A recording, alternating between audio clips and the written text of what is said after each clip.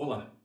Nos próximos minutos, iremos discutir um pouco sobre a intubação orotraqueal em sequência rápida nos pacientes COVID-19. Eu sou Luiz Fernando Falcão, sou professor de anestesiologia da Universidade Federal de São Paulo e diretor científico da Sociedade de Anestesiologia do Estado de São Paulo e diretor de operações do Grupo de Anestesiologistas Associados Paulista. Antes de começarmos propriamente dito com a intubação orotraqueal e sua técnica em sequência rápida, nós precisamos discutir um pouquinho as indicações para intubação orotraqueal nos pacientes COVID-19. E para isso, então, precisamos seguir um algoritmo de fácil interpretação sobre a hipoxemia desses pacientes. Iremos iniciar um tratamento para hipoxemia desses pacientes quando a sua saturação arterial de oxigênio for menor do que 94. Caso esses pacientes apresentem uma saturação acima de 94, será uma conduta expectante. Se essa saturação estiver abaixo de 94, a primeira coisa a ser avaliada é se esse paciente apresenta um quadro de insuficiência respiratória ou um esforço respiratório franco. Se esse paciente estiver apresentando esforço respiratório, nós deveremos proceder com a intubação orotraqueal. Muito bom, se esse paciente não tiver com esforço respiratório e sua saturação está abaixo de 94, precisaremos coletar uma gasometria arterial. E dessa gasometria arterial, iremos dividir e separar as nossas condutas terapêuticas. Se a pressão arterial de oxigênio nessa gasometria arterial for maior do que 75, iremos fazer uma suplementação com catéter nasal de oxigênio a 6 litros por minuto. Se isto for eficaz, iremos manter. Caso esse paciente ainda apresente uma saturação menor do que 94, iremos mudar para uma máscara de oxigênio a 10 litros por minuto, o que é o mesmo protocolo se a PaO2 na gasometria arterial estiver entre 63 e 75. Se esse paciente, mesmo com uma máscara de oxigênio a 10 litros por minuto, mantiver uma saturação de oxigênio abaixo de 94, nós iremos proceder para a intubação orotraqueal, que é o mesmo protocolo caso essa PaO2 da gasometria arterial seja menor do que 63. Portanto, um paciente com COVID-19 ou suspeito, nós iremos intubá-lo, proceder para a intubação orotraqueal em 3 situações. Iniciando-se com o trigger a sua saturação de oxigênio menor do que 94. Se esse paciente apresentar sinais de insuficiência respiratória ou esforço respiratório, iremos intubá-lo. Se esse paciente tiver com uma máscara de 10 litros com 10 litros por minuto e ainda apresentar uma saturação menor do que 94. Ou se a PaO2 na gasometria arterial já vier menor do que 63. Iremos, em qualquer uma dessas situações, proceder para a intubação orotraqueal. Se isso estiver acontecendo no pronto-socorro, o ideal é que nós possamos levar este paciente para uma sala com pressão negativa, que sabemos que muitas vezes não é a realidade no nosso país.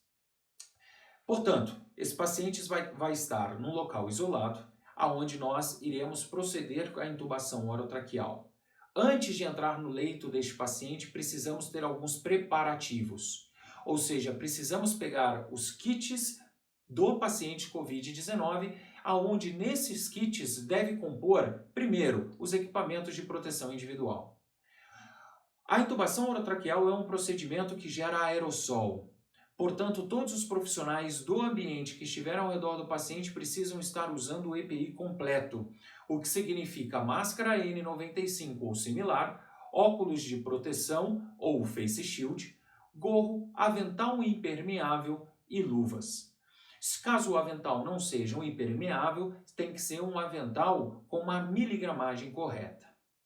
Neste kit deve conter o fio guia para facilitar a intubação orotraqueal ou o bugie para via aérea difícil.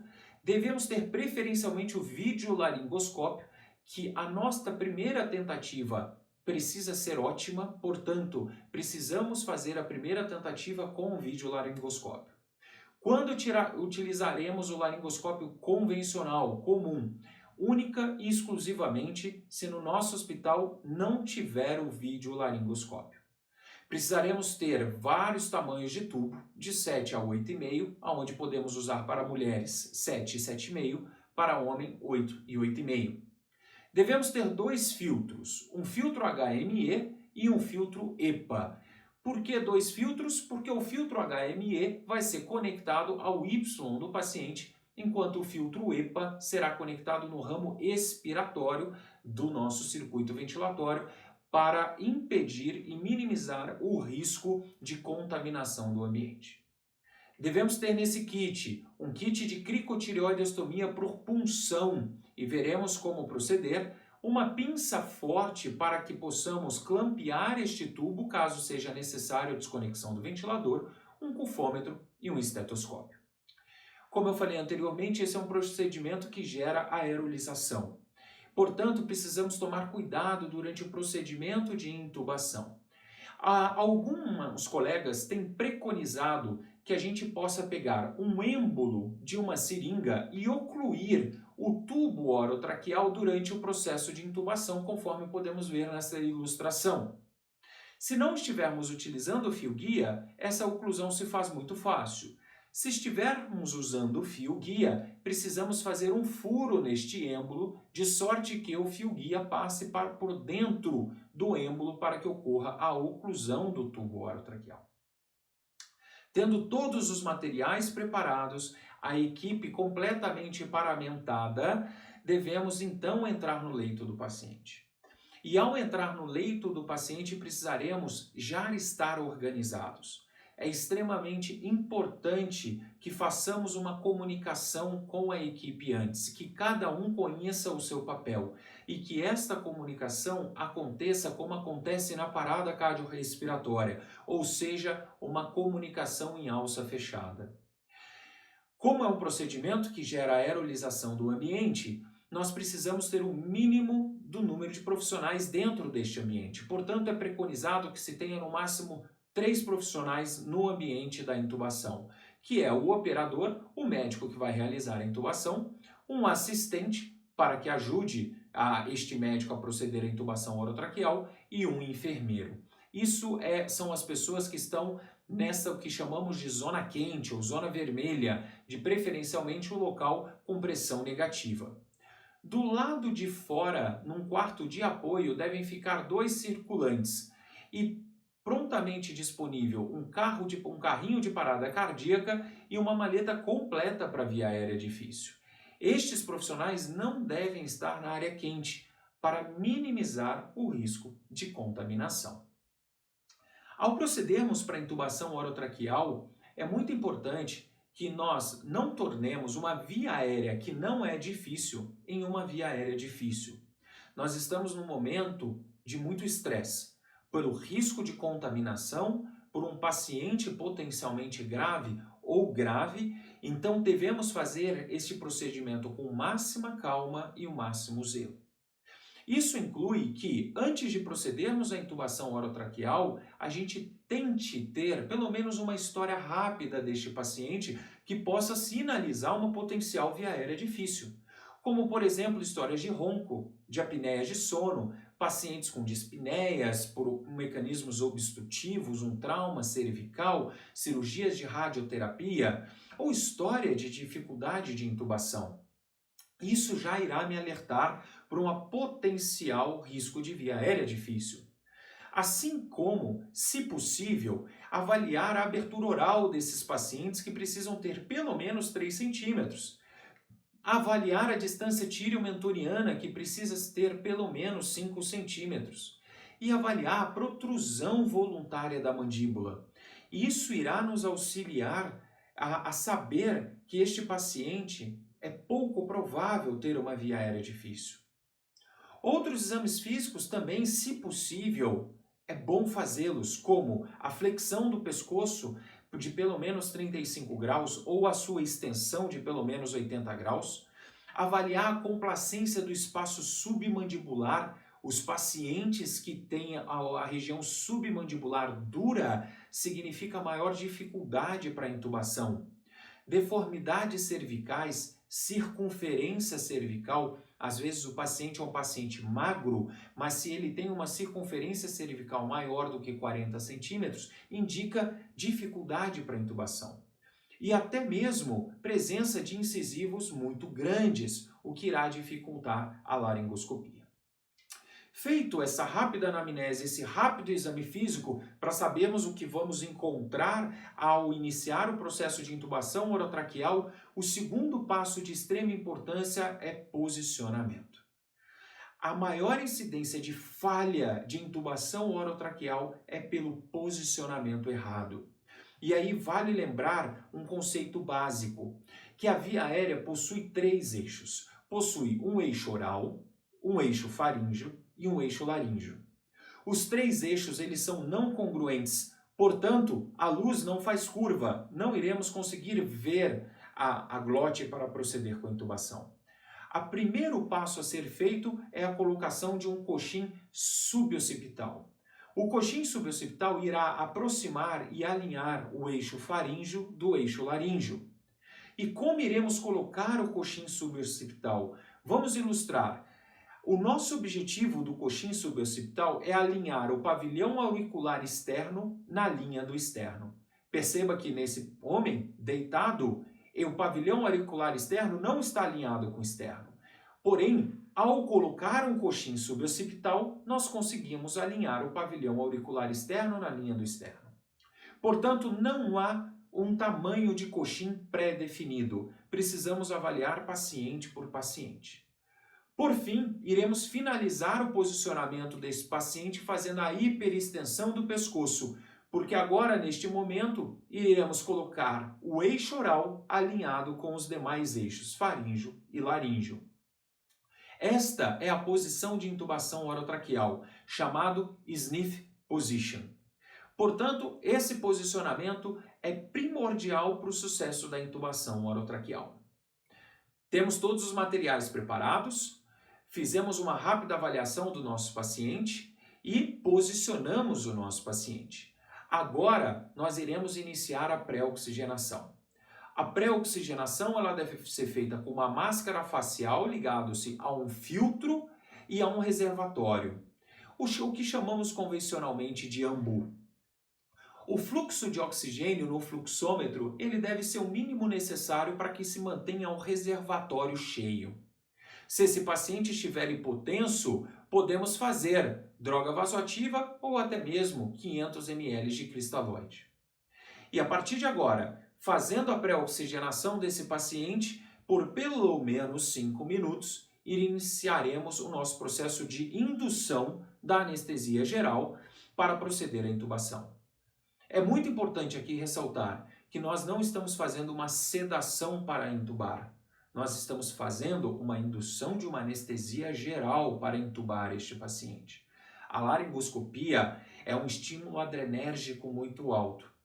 E se formos lembrar, a anestesia geral ela é composta por 4 pilares: analgesia, hipnose, bloqueio neuromuscular e bloqueio autonômico. Então iremos fazer drogas para todos esses pilares, para analgesia, para hipnose, para o bloqueio neuromuscular. Poderíamos fazer uma droga para o bloqueio autonômico, entretanto, se esse paciente estiver dormindo e sem dor, esse paciente não terá estímulo do sistema nervoso autônomo. Como iremos fazer essa indução? Iniciaremos com uma pré-medicação, lidocaína a 2% sem vasoconstrictor, na dose de 1,5 mg por quilo. Então vamos lembrar rapidamente, toda medicação que tem uma porcentagem, como por exemplo aqui 2%, para transformarmos isso em miligramas por ml, uma regra fácil, basta empurrar uma vírgula para a direita. Portanto, lidocaína a 2% significa 20 miligramas por ml. Se vamos fazer 1,5 miligramas por quilo, considerando o paciente médio de 70 quilos, estamos falando de aproximadamente 100 miligramas. Se temos 20 miligramas por ml, estamos falando de aproximadamente 5 ml de lidocaína 2% sem vaso. Isso irá diminuir o estímulo laríngeo e ajudar na analgesia. Após a injeção da lidocaína de 3 a 5 minutos antes de iniciar as demais drogas, iremos dar sequência para o pilar analgesia, que é feito com opioide forte, e aqui utilizaremos o fentanil. O fentanil na sua dose de 1,5 a 2 microgramas por quilo. Vamos lembrar que a ampola do fentanil tem uma apresentação de 50 microgramas por ml. Cuidado que se formos ler nesta ampola, veremos que está escrito 0,075 miligramas por ml. Entretanto, se formos ler, tem escrito pequenininho, equivalente a 0,05. Portanto, são 50 microgramas por ml. Simulando novamente um paciente de 70 quilos, estamos falando aqui de 100 a 140 microgramas, portanto, estamos falando de 2 a 3 ml de fentanil. Procurem não pular esta etapa. Alguns advogam não utilizar o fentanil. Este paciente terá um estímulo adrenérgico e se estivermos falando de um paciente cardiopata ou coronariopata, ele poderá infartar no momento da intubação. Então fizemos o pilar analgesia. Agora vamos para o pilar hipnose. No pilar hipnose, nós iremos separar se nós temos um paciente hemodinamicamente estável ou um paciente hemodinamicamente instável.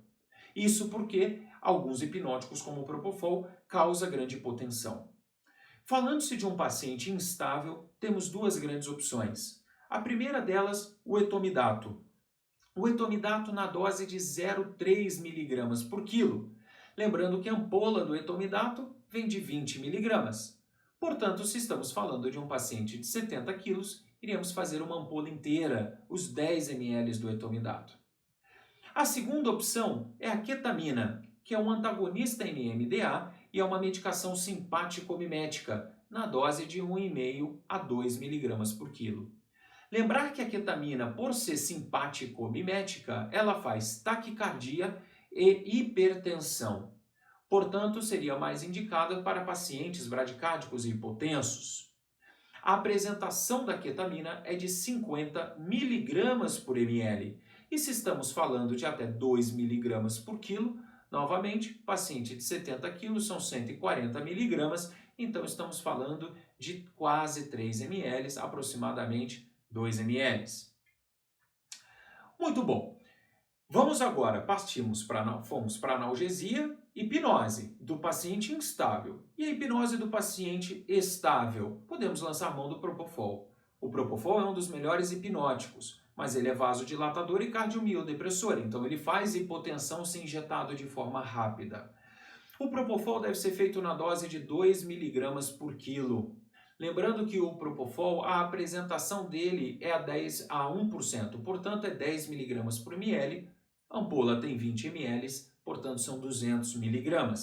Se vamos fazer com um paciente de 70 kg 2 mg por quilo, estamos falando de 14 ml de Propofol. Finalizamos o passo hipnose. Agora vamos para o passo bloqueio neuromuscular. Nos pacientes COVID, o bloqueio neuromuscular ele tem extrema importância. E por quê?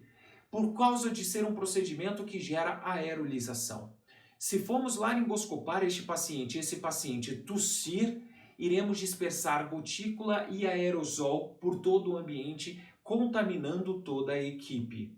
Portanto, esses pacientes precisam estar relaxados, precisam estar curarizados. Para intubação em sequência rápida, temos apenas duas opções de bloqueador neuromuscular, que é o rocurônio e a succinilcolina. O rocurônio deve ser feito na dose de 1,2 mg por quilo. Lembrando que a apresentação do rocurônio é de 10 mg por ml e cada frasquinho vem apenas 5 ml. Portanto, para indução em sequência rápida, precisamos de 2 frasquinhos de rocurônio. Precisamos aspirar 10 ml numa seringa de 10 ml. Falando-se novamente num paciente de 70 quilos, estamos falando aqui de aproximadamente 75 mg, o que seria 7,5 ml. Se o frasquinho só vem 5 ml, precisaríamos de 2 frasquinhos. A segunda medicação que pode substituir o rocurônio é a succinilcolina, na dose de 1 mg por quilo. A succinilcolina é um bloqueador neuromuscular despolarizante. Isso significa que ela se liga nos receptores nicotínicos da junção neuromuscular e causa despolarização da célula. Isso acontece em todas as fibras musculares, portanto, ao injetar a succinilcolina, o paciente apresenta fasciculação. Devemos intubar o paciente apenas quando termina a fasciculação deste paciente. A succinilcolina vem numa apresentação de 100 miligramas em um pó. E esse pó, então, deve ser diluído numa seringa de 10 ml. Nós teremos uma apresentação de 10 miligramas por ml e faremos 1 ml para cada 10 quilos, já que a apresentação é de 1 miligrama, já que a posologia é de 1 miligrama por quilo. Dois detalhes importantes. Primeiro, vejam, senhores, que a succinilcolina vem escrita no seu frasquinho, na sua caixinha, de succinilcolina. Esta é a succinilcolina, porque essa é uma tradução do inglês.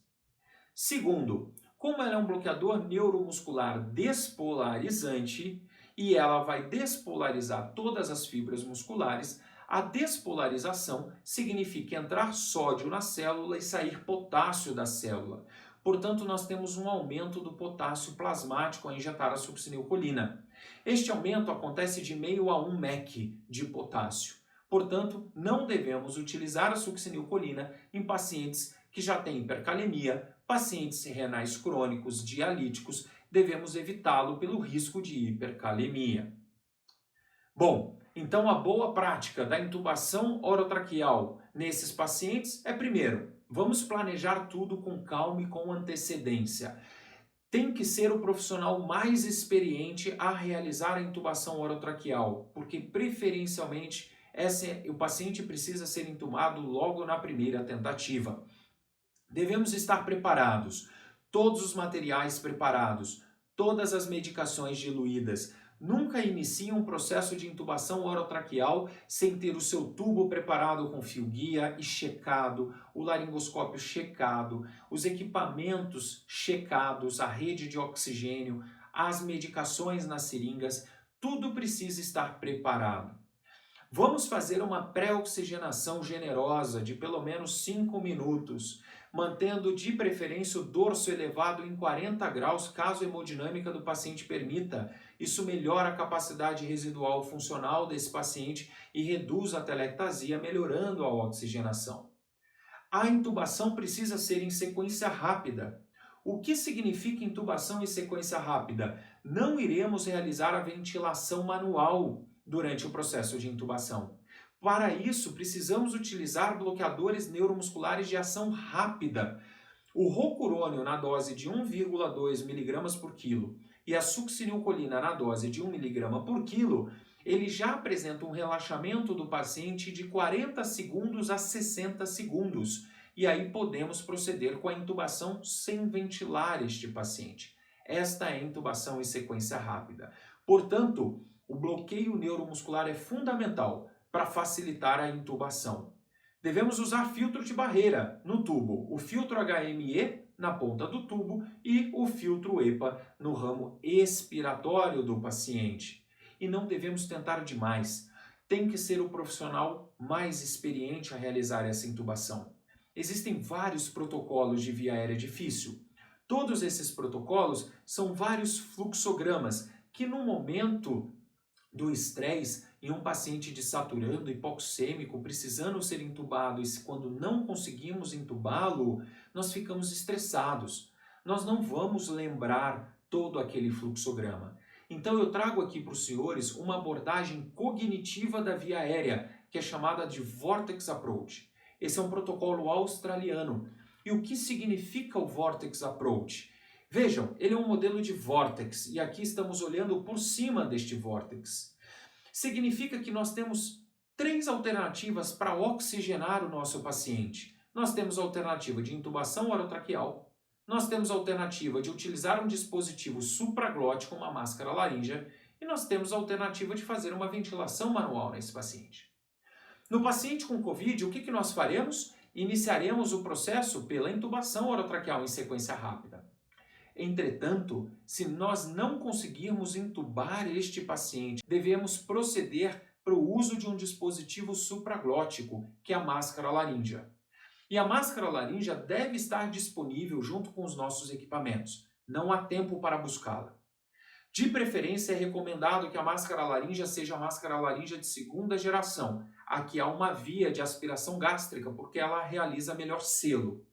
Se pudermos, vamos intubar o paciente, vamos colocar a máscara laríngea no paciente uma máscara laríngea que nos permita intubar por ela, que é a máscara laríngea modelo Fast Track, porque podemos alocar a máscara laríngea, oxigenar este paciente e intubar o paciente pela máscara laríngea. Não tive sucesso na intubação, não tive sucesso em oxigenar o paciente pela máscara laríngea. Vamos fazer a ventilação manual deste paciente. E a ventilação manual desse paciente tem alguns detalhes que eu falarei adiante. Esta aqui é uma condição ideal. Vejam, senhores, que o profissional de saúde totalmente paramentado, está com óculos e com face shield, com máscara, a máscara N95 está por baixo da máscara cirúrgica, com um avental com a miligramagem correta, utilizando-se o videolaringoscópio com tubo orotraqueal ocluído em sua ponta, e perceba que aqui ele está usando um box de acrílico para evitar a aerolização. Esse box tem sido descrito, muitos colegas têm falado sobre ele, entretanto ele não é fácil para ser utilizado. Perceba o espaço que temos para manusear o braço para essa intubação fica muito limitado. Portanto, sejam críticos. Este equipamento, este box de aerolização, ele é para ser utilizado apenas por profissionais proficientes e muito experientes e treinados para intubar nesta situação. Se não conseguirmos intubá-lo, se não conseguirmos alocar a máscara laríngea, precisaremos fazer a ventilação manual. E neste caso, ao invés de fazermos a ventilação manual no padrão convencional da manobra do C e do E, iremos usar a manobra do V e do E. Ou seja, o meu polegar e o meu indicador estarão juntos para colabar ao máximo esta máscara ao rosto do paciente. E a ventilação deve ser feita a 4 mãos, portanto, 2 mãos para segurar a máscara ao rosto do paciente e um outro profissional para realizar a compressão da bolsa. A compressão da bolsa deve ser feita de forma delicada e gentil, apenas para visualizar a expansão do tórax, evitando alto volume. Finalizando, conseguimos intubar o nosso paciente. Precisamos agora acoplá-lo a um ventilador mecânico. E ao acoplá-lo nesse ventilador mecânico, e aqui eu estou ilustrando um ventilador de transporte, precisamos configurar este ventilador. Primeiro, realizamos a indução com o uso de bloqueador neuromuscular, portanto, iremos começar num modo controlado deste ventilador. Pode ser controlado a volume ou controlado a pressão. O primeiro ajuste no modo controlado a volume, que geralmente é o mais utilizado, é o volume corrente. Estamos falando de um paciente com síndrome do desconforto respiratório agudo, um paciente com SARA. Então devemos realizar uma ventilação mecânica protetora, o que significa baixos volumes correntes, de até 6 ml por quilo. 6 ml por quilo referente ao peso ideal deste paciente e não ao peso real. Peso ideal significa, em uma fórmula muito fácil, para o homem é a altura menos 1 metro e para a mulher a altura menos 1,5 m. Depois iremos fazer alguns outros ajustes, como a frequência respiratória, onde podemos começar com 20 respirações por minuto. A pressão máxima, fazendo uma ventilação mecânica protetora, podemos configurá-la no máximo de 35, e uma fração inspirada de oxigênio de 100%, porque estamos acabando de intubar um paciente que pode estar hipoxêmico. Vamos ajustar a PIP, começando ao redor de 8, ajustar a relação inspiração e expiração de 1 para 2 e um tempo de pausa, um tempo de platô de 10%. Então essas são as configurações iniciais da ventilação mecânica em um paciente com COVID que acabamos de intubar. Senhores, espero que essa rápida apresentação possa ajudá-los. Tenham calma ao proceder uma intubação orotraqueal no paciente COVID, principalmente com a segurança dos senhores, para que se protejam, não se contaminem e, consequentemente, possamos proteger os nossos pacientes. Esses são meus contatos. Fiquem à vontade para entrar em contato comigo em caso de dúvidas e juntos iremos vencer essa batalha. Boa sorte a todos.